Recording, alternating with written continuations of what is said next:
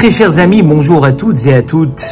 Je voulais partager avec vous une idée très intéressante que les commentateurs ont relevée de par ce que nous dit le Talmud, que quand un couple divorce, eh bien c'est le Misbéach, l'autel qui se trouve dans le temple qui verse des larmes.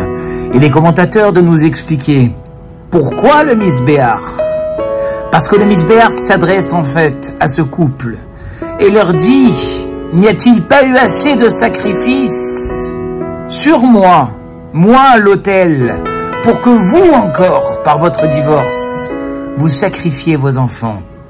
Car il est évident que quand un couple divorce, il doit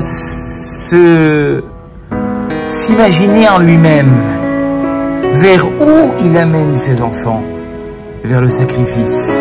Des enfants qui finalement vont vivre ces tensions du pré-divorce, ces tensions du post-divorce, et finalement toute cette vie où ils n'auront jamais plus leurs parents ensemble, où ils ne gagneront plus cet équilibre tellement précieux d'un père et d'une mère qui vivent ensemble.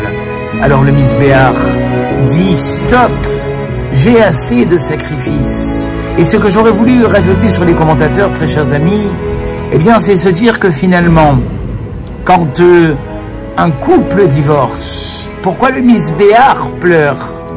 Parce qu'il a envie de dire à ce couple: regardez mes sacrifices, regardez toutes ces créatures, ces animaux qui ont donné leur vie.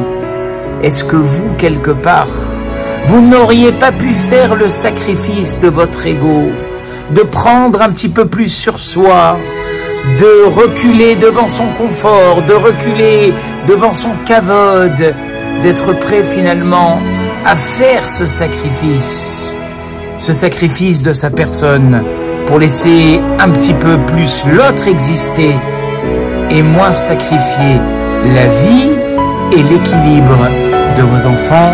Chez Nishma Besorot Tovot, que nous entendions de très très bonnes nouvelles, et à très bientôt pour un nouveau selfie.